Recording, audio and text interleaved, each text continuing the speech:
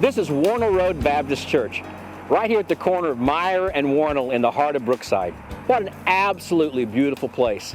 But you know, about 5-6 years ago, we could barely gather 20 mostly elderly people here, and there was absolutely no money left. It looked for all the world like this church did not have a future.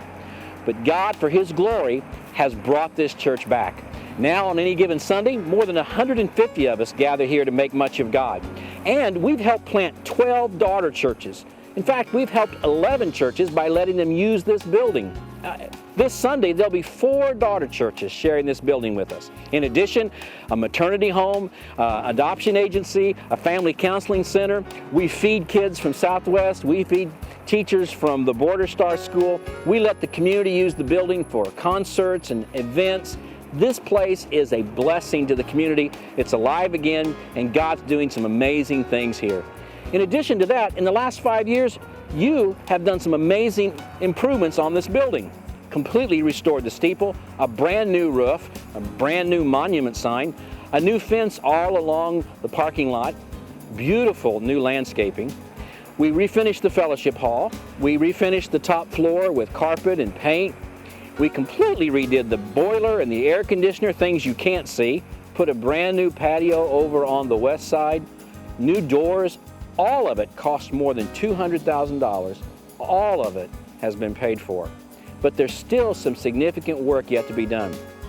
We need about $170,000 worth of work. And I want to tell you all about it. So come on in, except even though this is a beautiful entrance, it's not the way most of you come into the church anymore.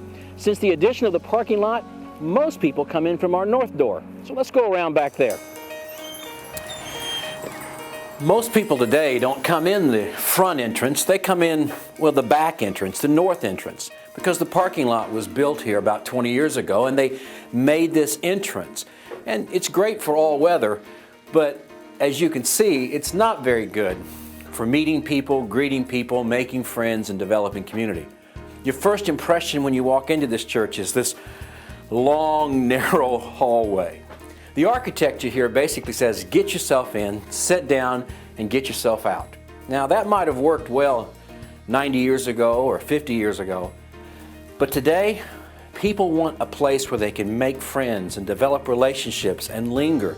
And if you come to Wornall today, you see people lingering in these narrow hallways trying to have conversations.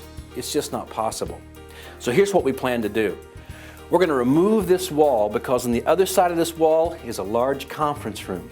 So if you can imagine coming in not to a narrow hallway, but a large open space where you can make friends and visit and interact with one another before and after the worship service, and then just move right on into the sanctuary. It'll totally transform the space and really totally transform the culture of what it means to come to gathered worship here at Wornall Road. And not just us, but the 5-6 other churches that share this building will benefit just as well. We're also going to fully transform these restrooms. And if you've ever been in our restrooms, you know they desperately need attention. All new floor, all new walls, all new fixtures, completely handicap accessible, exactly what we need to do.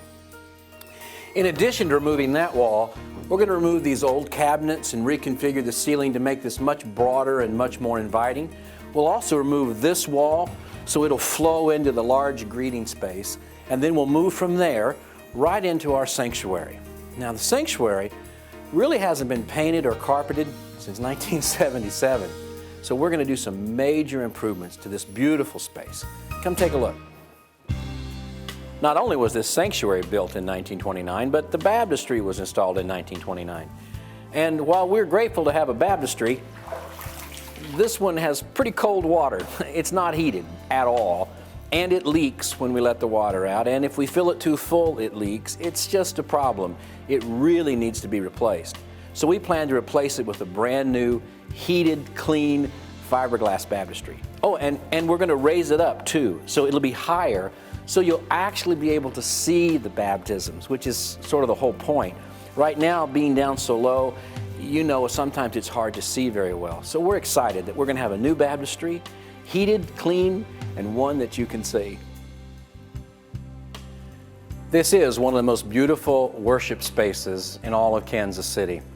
And admit it, For many of you, the first time you walked in this building, you were really overwhelmed by it. The space is great. It really does help us focus our attention on something other than ourselves. It's beautiful. Well designed, 1929, looks great today, except that it is in some desperate need of attention. Paint is peeling, plaster is beginning to crack, the carpet has not been replaced since 1977, and the soundboard, well, we have to install a brand new soundboard and permanently install speakers, just make it look like it needs to look. And that's what we intend to do, so that this space will continue to be a space that encourages us in worship and is really a gift to the community. Many daughter churches use this, weddings use it, the community uses it. We really need to take care of this space, and I know you agree with me. So we're excited that we're going to paint it, repair the plaster, carpet it, put in a permanent sound system, make it look just wonderful. And we're going to keep the same color scheme so it'll look just like it looks, only a whole lot better. The leadership you selected to best determine how to fund this project, after much prayer, has come up with an awesome way for all of us to be involved.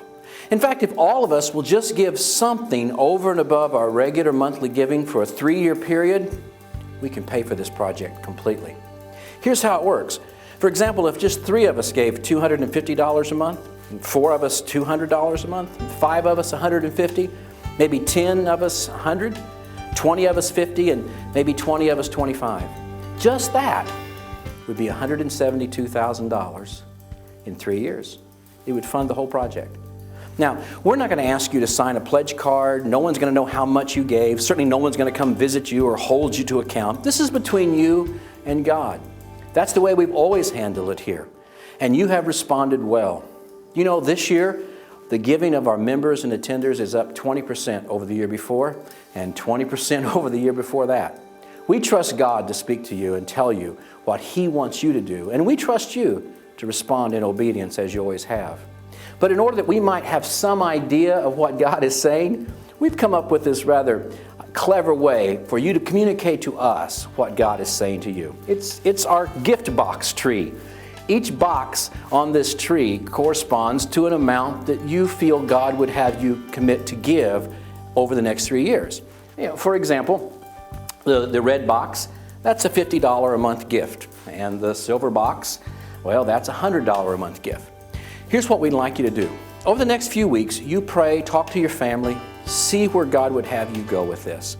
And when you determine what you think He would have you do, then simply take, if it's a $50 a month, take the little red box, take it off the tree, and then sometime before or after worship, this bucket will be up at the front on the communion table. And just place it in there.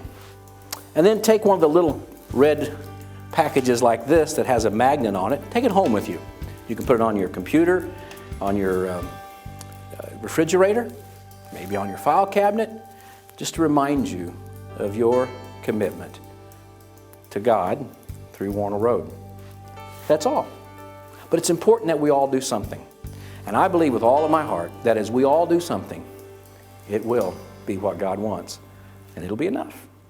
The real reason that we give money for a building, in the end, it's not about the building. It's about this neighborhood, these people who live here, our community, our city, our world. You see, it's in our DNA at Wornall Road to love the gospel and to be transformed by the gospel. In fact, we call our program of improving that building, Building for the Gospel. So when you're giving to Wornall Road, you're really not giving just to a building, to paint a sanctuary or to enlarge an entrance. You're giving to the community because we use this building as a tool to bless the community. It's really in our DNA as a church that the church is here to bless the community. The community needs to be noticeably better because we're here. And we believe we do that by living out the gospel. We have the knowledge of the gospel, and we need to share it across the street, across the neighborhood, and across the world. So give for God's glory and your joy that this neighborhood, this city, this world will know Christ and will be better.